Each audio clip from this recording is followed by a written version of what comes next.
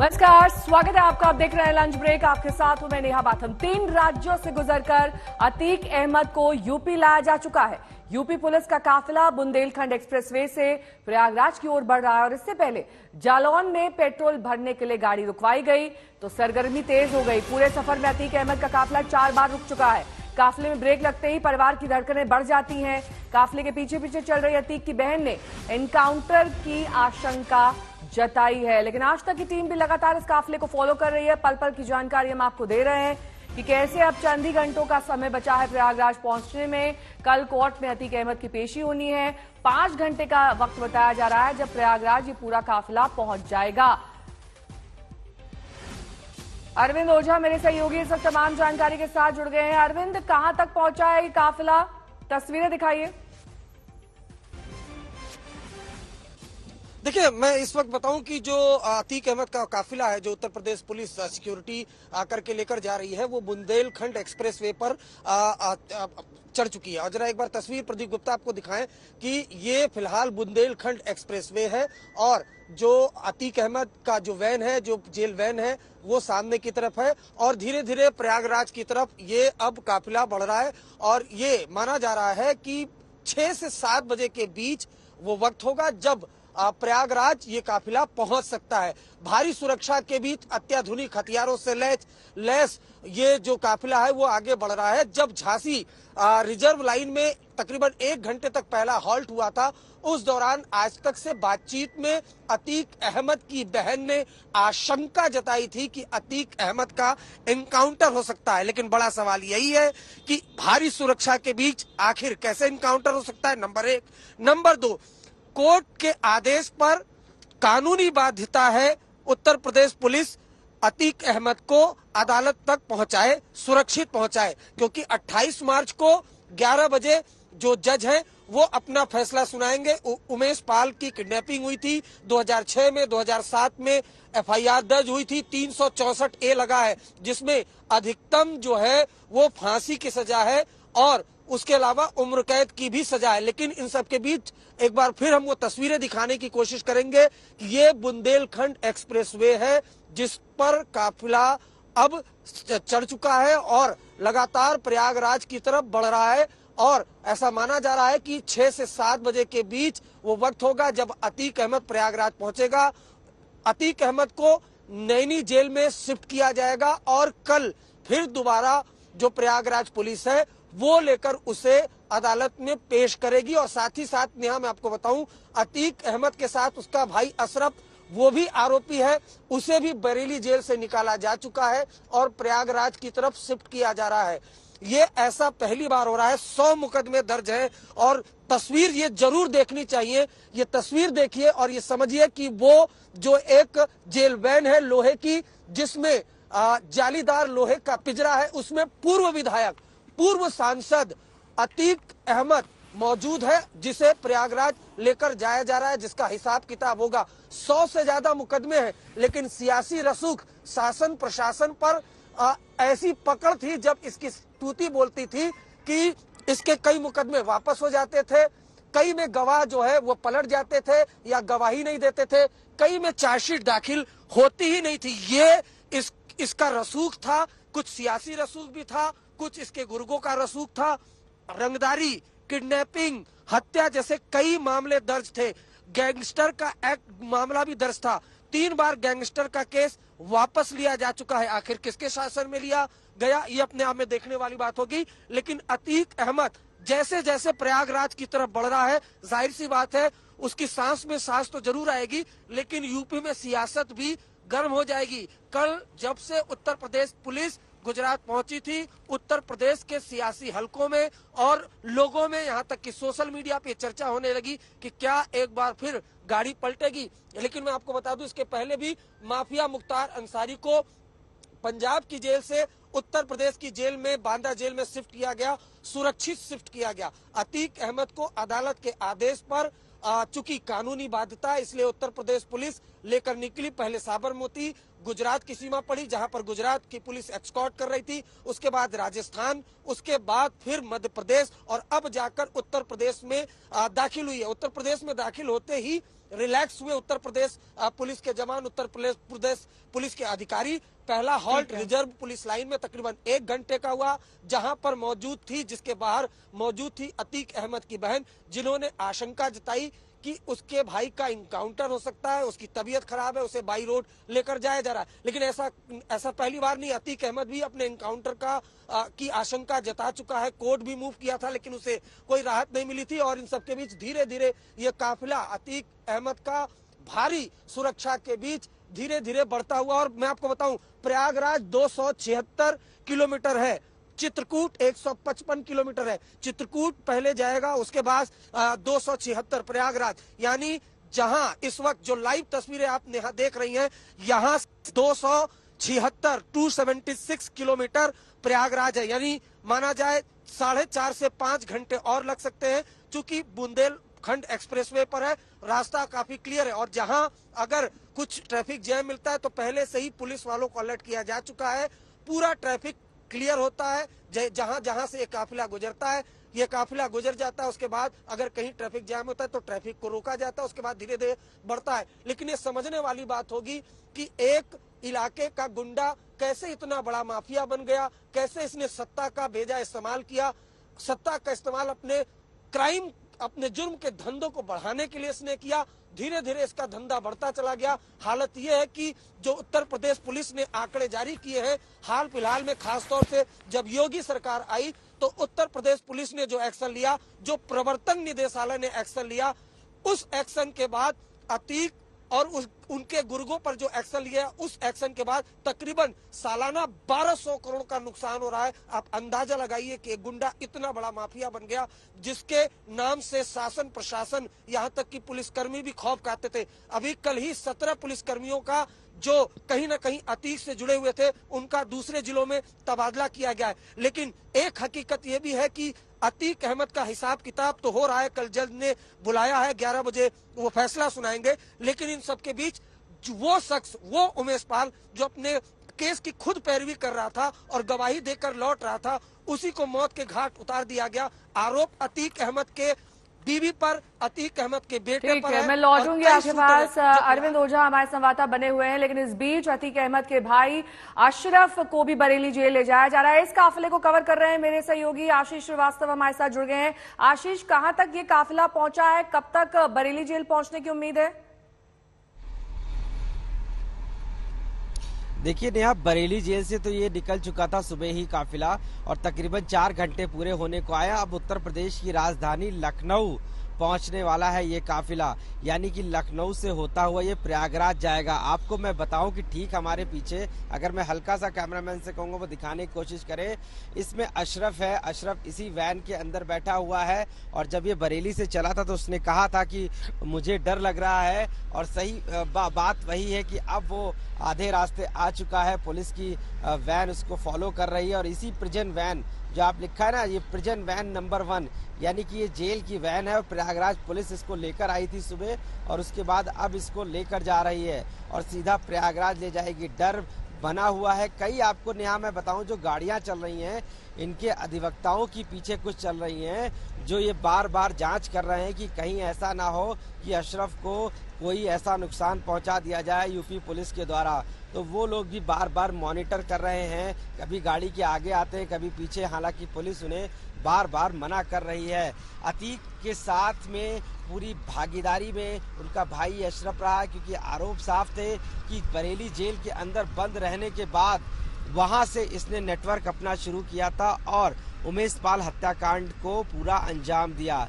Bareilly jail में बंद रहते हुए किस तरीके से नेटवर्क को अंजाम दिया, आज ये हालात है कि उत्तर प्रदेश की सरकार इसको इस वैन में ले जा रही है, और हजारों करोड़ रुपए की जो प्रॉपर्टीज है वो इनके नाम रही है, जिसको योगी आदित्यनाथ सरकार ने सीज किया है। लेकिन आज इस जालीदार जो वैन है, इसमें पुलिस की बैठकर ये जा रहा है, और उत्तर प्रदेश के पुलिस से कहीं ना कहीं डरा हुआ है। पुलिस के जवान इसके अंदर है और बाहर से एक ताला लगा रखा है कि कहीं से ये भाग ना जाए।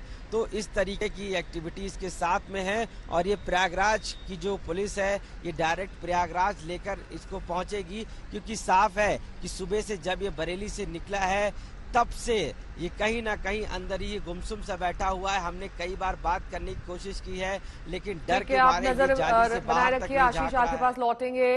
इस बीच रवीश पाल सिंह मेरे सहयोगी भी लगातार तमाम जानकारी के साथ जुड़े हुए। रवीश, आपका जो कैमरे का एंगल है उससे दरअसल दिखाइए कि कहां पर आपकी मौजूदगी है, किस तरीके से ये काफिला अब इस एक्सप्रेसवे पर आगे बढ़ रहा है और नेक्स्ट स्टॉप नेक्स्ट जंक्शन क्या है, इस बारे में कोई जानकारी?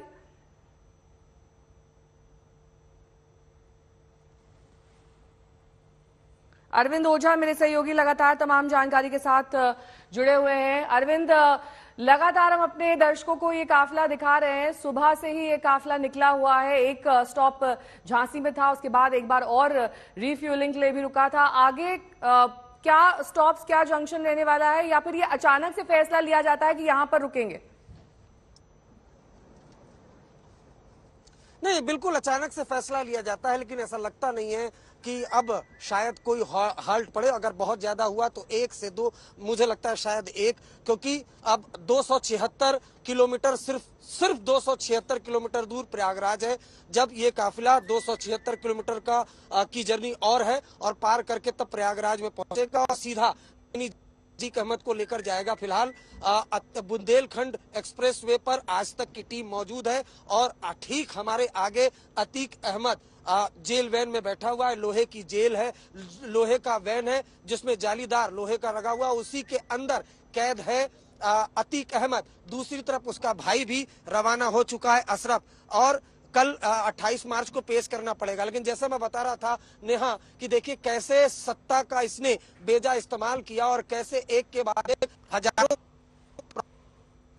दबंगई से, गुंडई से और जो इसके गुर्गे हैं, वो जो इसके शूटर हैं, उन्होंने हाल फिलहाल में अभी ऐसे हत्याकांड को अंजाम दिया है कि पूरा उत्तर प्रदेश हिल गया। उस हत्याकांड के बाद सियासत भी गर्मा गई। उत्तर प्रदेश की सियासत ऐसी गर्माई कि विधानसभा में खुद उत्तर प्रदेश के मुख्यमंत्री योगी आदित्यनाथ ने कह दिया कि वो माफियाओं को मिट्टी में मिला देंगे। उसके बाद उमेश पाल हत्याकांड में शामिल एक शूटर को उत्तर प्रदेश पुलिस ने मार गिराया। लेकिन बड़ा सवाल उत्तर प्रदेश पुलिस पर भी है कि अभी तक जो मेन किरदार है अतीक अहमद का बेटा अभी कहाँ है, जिस पर 2.5 लाख का इनाम रखा गया है। बाकी शूटर, बमबाज वो शूटर कहाँ है? उत्तर प्रदेश पुलिस कई दिनों से दावा कर रही है कि वो अपराधियों को उनके अंजाम तक पहुंचा देंगे, लेकिन जमीन हकीकत यह है कि एक तरफ अतीक अहमद गैंग लीडर वो प्रयागराज की तरफ जा रहा है, लेकिन गैंग के गुर्गे कहाँ हैं? वो गुर्गे जिन्होंने उमेश पाल की हत्या की और ऐसी हत्या की जिससे न सिर्फ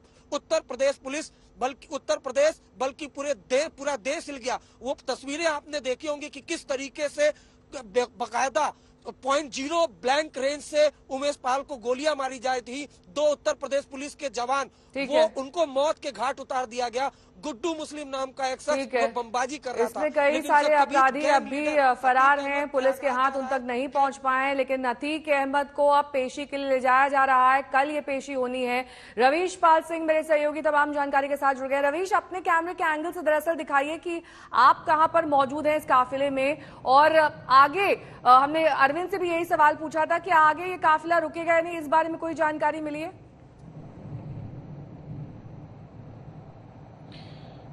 देखिए, काफिला तो अब नहीं रुकेगा क्योंकि अभी पीछे भी रिफ्यूलिंग के लिए काफी देर तक काफिला रुका रहा। उसके बाद क्योंकि खाने पीने का जो सामान है वो गाड़ियों के अंदर मौजूद है, तो काफिले के रुकने का तो फिलहाल सवाल नहीं है। सिर्फ काफिला तभी रुकेगा अगर जरूरत महसूस होगी अतीक अहमद को।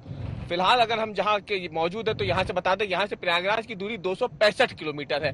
मैं अपने कैमरामैन से कहूंगा कि आपको वो एक्सक्लूसिव फ्रेम दिखाए जिस फ्रेम को लेकर के आज तक लगातार कोटा से लेकर यहाँ तक अतीक अहमद के साथ चल रहा है, यूपी पुलिस के साथ चल रहा है। ये फ्रेम है जो किसी और चैनल को इसलिए नहीं मिल पाएगा क्योंकि बाकी सभी लोग जो है, अगर आप देखें तस्वीरों में, मीडिया कर्मी वो या तो वैन के साथ में या फिर पीछे है, लेकिन आज तक की गाड़ी जो है वो आगे चल रही है। और आगे से हम आपको ये फ्रेम दिखा रहे हैं। 145 किलोमीटर यहाँ से चित्रकूट है, 265 किलोमीटर यहाँ से प्रयागराज है, और बुंदेलखंड एक्सप्रेसवे पे जिस रफ्तार से ये गाड़ियां चल रही है, ये मान के चलिए कि 3.5 घंटे 3 से 3.5 घंटे ज्यादा से ज्यादा लगेंगे यहाँ से प्रयागराज पहुंचने में। यानी आप मान के चलिए कि अगर इस समय दिन के करीब 1:14 हो रहे हैं, तो आप ये मान के चलिए कि 4 बजे तक ज्यादा से ज्यादा जो काफिला है गाड़ियों का वो प्रयागराज पहुंच जाएगा। आप यहाँ पे देखिए कि यूपी पुलिस यहाँ पे गाड़ियों को हूटर बजा करके साइड कर रही है, क्योंकि यहाँ पे यूपी पुलिस को पहले ही ये दिशा निर्देश दिए जा चुके हैं कि रास्ता पूरी तरीके से साफ रखना है। देखिए अभी तो हम बुंदेलखंड एक्सप्रेसवे पे है, यहाँ पर वैसे भी बहुत यातायात नहीं है, लेकिन बुंदेलखंड एक्सप्रेसवे पर चढ़ने से पहले भी जो हाईवे था, उस हाईवे पे आपको बताएं कि जितने भी कट आ रहे थे, जितने भी टर्न आ रहे थे, उन सभी मोड़ों पर और उन सभी कट पर पुलिस की तैनाती थी और वहां पे यातायात को रोक दिया गया था। यानी पुलिस कप्तानों को जो दिशा निर्देश दिए गए हैं कि वो पूरा रूट क्लियर रखेंगे, उसका अक्षरशः पालन हो रहा है। हर वो जगह जहां से कोई आदमी कट के जरिए काफिले के बीच में आ सकता है या फिर काफिले में व्यवधान पैदा हो सकता है, उन सभी एंट्री पॉइंट को पुलिस काफिले के निकलने से 10 मिनट पहले ही बंद कर देती है और पूरे रास्ते हमें यही देखने को मिला। अब बुंदेलखंड एक्सप्रेसवे क्योंकि एक इजी एक्सेस एक्सप्रेसवे नहीं है, यहाँ पे एक बार जो गाड़ी चढ़ जाती है फिर वो सीधे जब उसे नीचे उतरना होता है वहीं पे उतरती है। तो यहाँ पे आपको बता दें कि कोई भी यातायात में व्यवधान नहीं और इसलिए तेजी से गाड़ियां जो है वो निकल रही हैं बुंदेलखंड एक्सप्रेसवे पर चलते हुए। और ये तस्वीरें आप देख सकते हैं कि किस रफ्तार से गाड़ियां जो है इस समय बुंदेलखंड एक्सप्रेसवे पे चल करके प्रयागराज की तरफ जा रही है और यही रफ्तार रही तो प्रयागराज पहुंचने में बमुश्किल 3 से 3.5 घंटे का समय यहाँ लगेगा। पहुंचा रहे हैं रवीश पाल सिंह, काफिले के आगे वो मौजूद हैं और इनके कैमरे की नजर से देखिए कि पीछे ये लंबा चौड़ा काफिला जिसमें यूपी पुलिस की तमाम गाड़ियां शामिल हैं वो दिखाई दे रही है। लेकिन इस बीच अतीक अहमद से जब जानने की कोशिश की गई कि क्या उन्हें डर लग रहा है तो 2 अलग अलग बयान सामने आए। उत्तर प्रदेश का बयान अलग था जब वो उत्तर प्रदेश की सीमा में दाखिल हुए और गुजरात का अलग था। सुनिए।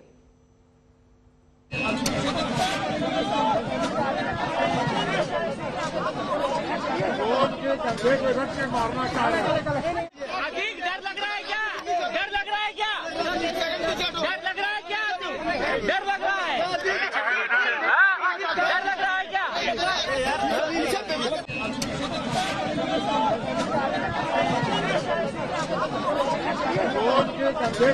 मारना चाह रहे हैं। अधिक डर लग रहा है क्या? डर लग रहा है क्या? डर लग रहा है क्या? डर लग रहा है? डर लग रहा है क्या?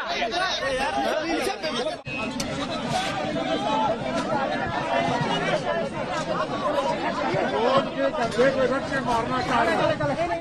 अधिक डर लग रहा है क्या? डर लग रहा है क्या? डर लग रहा है क्या? डर लग रहा है? डर लग रहा है क्या? तो एक ही दिन में अतीक अहमद के सुर बदल गए। कल तक उन्हें डर लग रहा था, आज जब वो यूपी में दाखिल हुए इन्हें डर नहीं लग रहा है क्योंकि बहन को डर लग रहा है। उनसे जब बातचीत की गई तो उन्होंने कहा कि अतीक अहमद का एनकाउंटर हो सकता है, यही डर के साथ उनका परिवार इसी काफिले में मौजूद है। लेकिन इसके साथ ही उमेश पाल की पत्नी ने क्या कुछ कहा है वो भी आपको दिखा देते हैं। आप राजस्थान से चली है पीछे क्या वजह थी? आज तक पर आप लाइव है बताएं। अरे हमारे परिवार के हमारे बड़े भाई हैं तो हम साथ में चल रहे हैं। उनका स्वास्थ्य तो ठीक नहीं है, वो रोड से लाने लायक कंडीशन उनकी नहीं थी, अब रोड से ला रहे हैं। अतीक अहमद ने जेल से बाहर निकलती है आशंका जताई कि मुझे मार देंगे, मेरा एनकाउंटर कर देंगे। जी जी बिल्कुल, हमने भी देखा। हाँ हमने भी देखा वो उनकी। अच्छा जी, उस पर आपको क्या कहना है? अब जो उन्होंने कहा सही कहा है। आपको क्या लगता है? जो उन्होंने कहा सही कहा है बिल्कुल। तो आपको लगता है कि एनकाउंटर हो सकता है? बिल्कुल बिल्कुल, हमने प्रेस में भी ये बात कहा था। अशरफ को भी ला रहे हैं, भाई साहब को भी ला रहे हैं। तो आप राजस्थान से आ रही हैं लगातार? क्या अतीक अहमद से आपकी बात हो पाई? सामने है तो कैसे इनकाउंटर पॉसिबल है? तो ये डर क्यों है आपको? विधायक जी भी लाए जा रहे हैं बरेली से। अशरफ विधायक जी भी बरेली से लाए जा रहे हैं। अच्छा, एक बार हम कोशिश करेंगे फिर से बात करने की।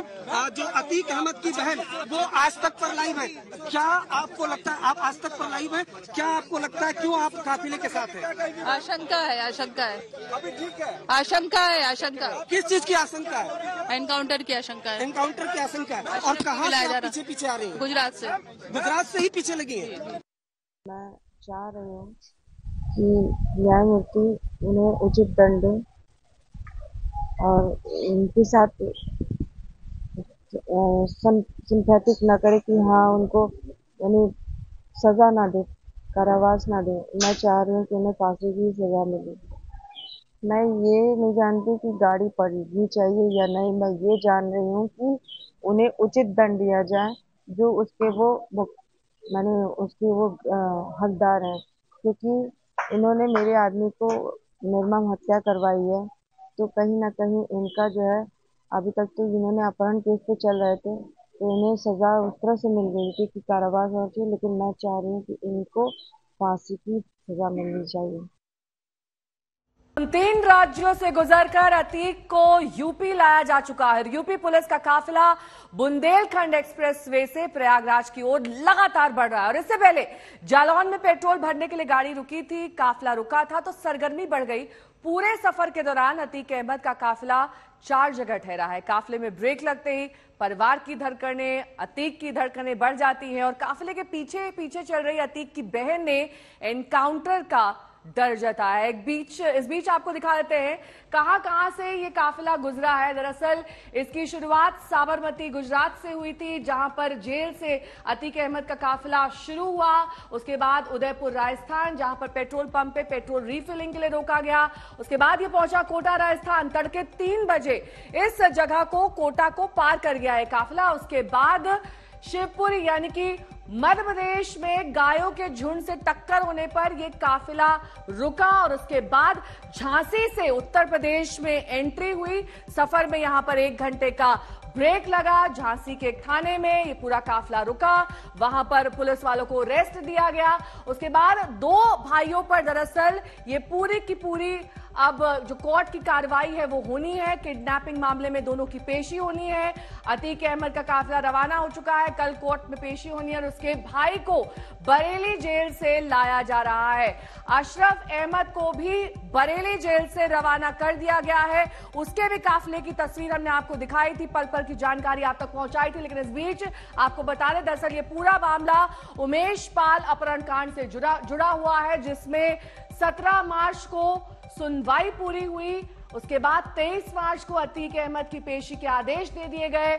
26 मार्च साबरमती जेल में उत्तर प्रदेश की पुलिस पहुंची, वहां से काफिला रवाना हुआ और इसके बाद 26 से 27 मार्च के बीच यानी कि आज पूरा कर लिया जाएगा ये सफर और कल यानी कि 28 मार्च को अतीक अहमद की प्रयागराज कोर्ट में पेशी होगी। उसके साथ उसको ये भाई को भी पेश किया जाएगा। लेकिन इस बीच लगातार डर के साए में ये माफिया डॉन जी रहा है। हालांकि इसने अपने स्टेटमेंट को बदला और उसके बाद ये भी कह दिया कि डर किस बात का है। लेकिन इस बीच सफर का वो रूट हम आपको दिखा रहे हैं कि कैसे 4 राज्यों से ये पूरा रूट गुजरा है।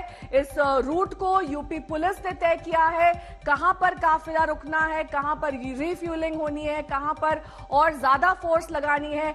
जिस रात से काफिला गुजरता है वहां की लोकल पुलिस भी इस काफिले से जुड़ जाती है और तमाम प्रोटेक्शन यानी कि इस पूरे काफिले में एक लंबी चौड़ी पुलिस बल लगाई गई है ताकि कहीं से भी कोई चूक ना हो सके। लेकिन बताया जा रहा है कि आज शाम 4 से 5 बजे के बीच प्रयागराज जेल ये काफिला पहुंच जाएगा, जो कि इसका अंतिम पड़ाव है, क्योंकि कल प्रयागराज की कोर्ट में ही अतीक अहमद की उमेश पाल अपहरण कांड में पेशी होनी है। उसके भाई की भी पेशी होनी है और उसके भाई का काफिला भी बरेली जेल से रवाना हो चुका है।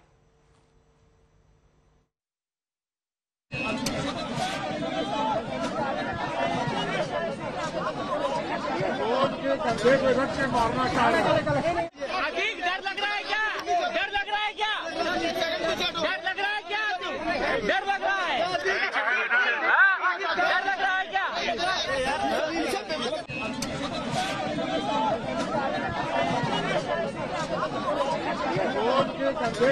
मारना चाह रहे हैं। अजीब डर लग रहा है क्या? डर लग रहा है क्या? डर लग रहा है क्या? डर लग रहा है? डर लग रहा है क्या?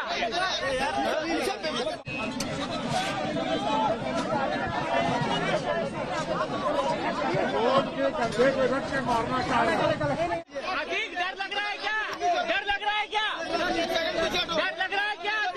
डर लग रहा है? डर लग रहा है क्या? तो अतीक अहमद के दो अलग अलग राज्यों में अलग अलग स्टेटमेंट। एक जगह वो कह रहा है कि कोर्ट के कंधे पर उसे मारने की कोशिश की जा रही है, दूसरी जगह वो कह रहा है कि उसे डर नहीं लग रहा है।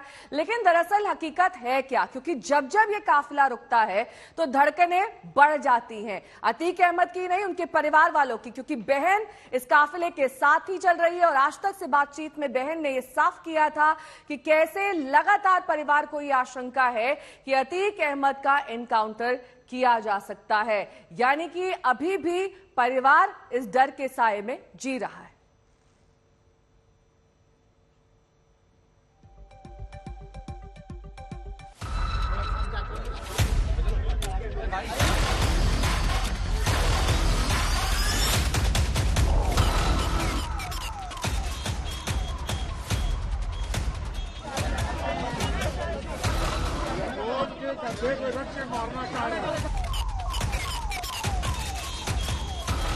गुजरात के साबरमती से तीर्थराज प्रयाग की यात्रा पर निकला है माफिया और अपराधी अतीक अहमद।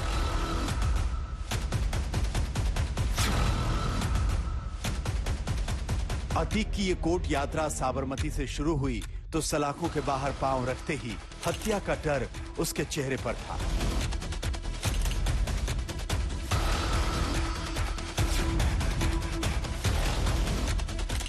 जिस अपराधी के गुनाहों की फहरिस्त सैकड़ा पार करती है, उसकी आंखों में मौत की आशंका वाली दहशत दिख रही थी।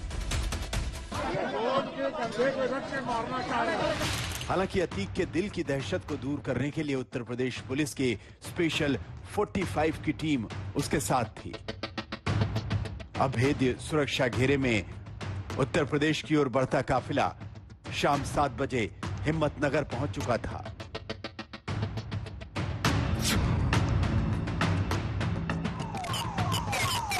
अतीक अहमद के काफिले के साथ यूपी पुलिस की टीम के अलावा मीडिया के वाहनों की लंबी कतार थी। साथ ही अतीक के परिवार वाले भी उसके काफिले के साथ थे।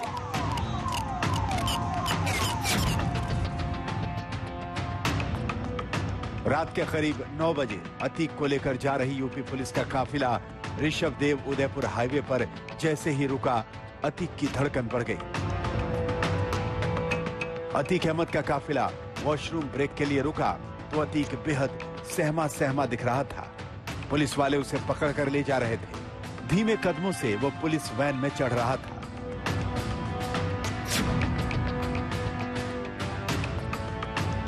उदयपुर में पेट्रोल पंप पर जब एक बार फिर यूपी पुलिस का काफिला पेट्रोल लेने के लिए रुका तो अतीक की धड़कन बढ़ गई।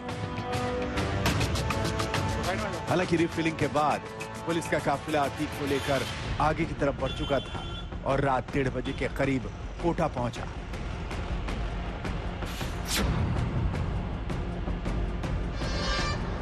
अतीक अहमद का काफिला आगे बढ़ता जा रहा था।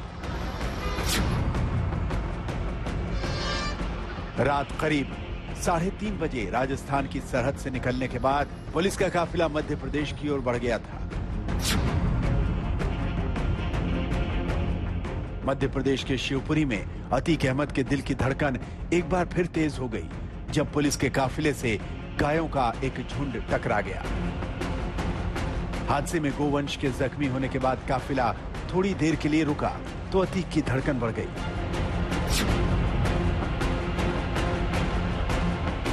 सत्ताईस मार्च की सुबह अतीक अहमद उत्तर प्रदेश की सरहद में दाखिल हो चुका था। सबसे पहले झांसी की सीमा में घुसते ही अतीक की धड़कन एक बार फिर बढ़ी। इसी में जो माफिया अतीक अहमद वो मौजूद है और लगातार हमने वो तस्वीरें भी भेजी थी कि किस तरीके से डर, खौफ, दहशत वो माफिया डॉन अतीक अहमद के चेहरे पर साफ साफ दिखाई दे रहा था। तकरीबन 4 साल बाद वो उत्तर प्रदेश पुलिस की सीमा में दाखिल हो चुका है, 4 साल के बाद।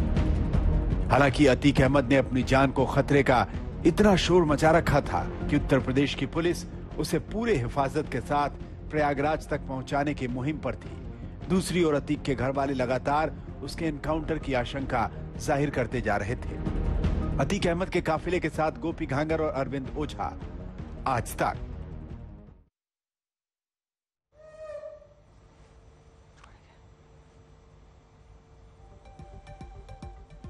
उत्तर प्रदेश के जेल मंत्री धर्मवीर प्रजापति जी इस वक्त हमारे साथ जुड़ गए हैं। धर्मवीर जी, जो आशंका लगातार अतीक अहमद जता रहा है कि कानून के कंधे पर रखकर उसको टारगेट किया जा रहा है, निशाना बनाया जा रहा है, ये गुजरात में बोला गया, लेकिन उत्तर प्रदेश पहुंचते पहुंचते सुर बदल गया। उसने कहा कि मुझे किस बात का डर। ये बॉडी लैंग्वेज में चेंज को आप समझ पा रहे हैं या नहीं? नहीं, हम सब समझ रहे हैं। और पिछला 5 साल का माननीय मुख्यमंत्री जी का कार्यकाल देखें और इस 1 साल का देखें तो माफियाओं से उत्तर प्रदेश की जनता को मुक्ति दिलाई है माननीय मुख्यमंत्री जी ने। और माफियाओं के दिमाग में शासन सरकार है कि सरकार क्या होती है, ये एहसास भी माननीय मुख्यमंत्री जी ने कराया है। और यही खौफ है।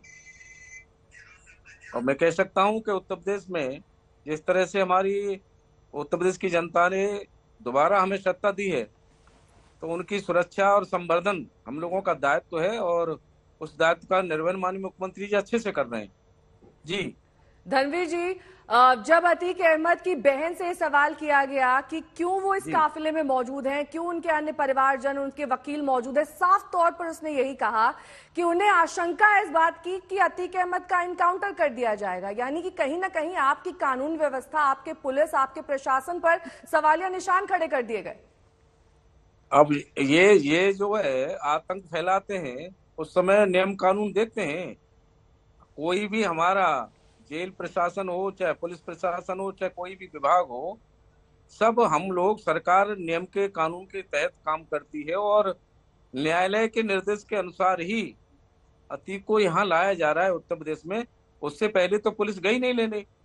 तो न्याय का और नियम का सबका पालन हमारे सभी सरकार भी करती है और विभाग भी करते हैं।